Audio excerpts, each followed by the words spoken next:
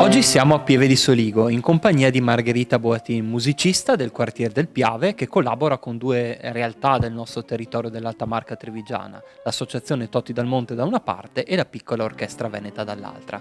Margherita, come nasce la tua passione per la musica? La mia passione nasce fin da quando ero piccola, avendo il papà e lo zio musicisti e un pianoforte in casa, e ho cominciato gli studi di questo strumento fin da piccola e ho continuato fino al diploma che ho sostenuto l'anno scorso, fine novembre.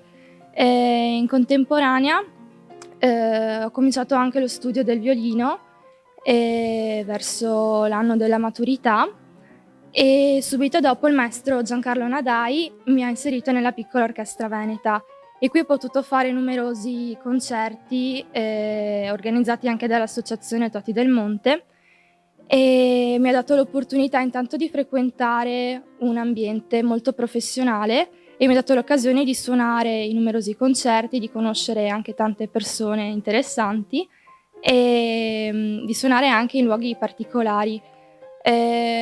Quest'anno dovevamo fare un sacco di concerti in quanto sarebbe il ventennale della Piccola Orchestra Veneta, ma a causa di questo problema sono stati tutti sospesi e rinviati a una data da destinarsi. La ripresa sarà molto ma molto lenta. Io vedo anche adesso nei conservatori che le lezioni si fanno online, e ora che ricominciamo i ritmi che avevamo prima, i concerti, sarà abbastanza dura. Il mio augurio per tutti è che questa situazione si risolva il prima possibile, e spero con tutto il cuore di poter ritornare a suonare tutti quanti insieme.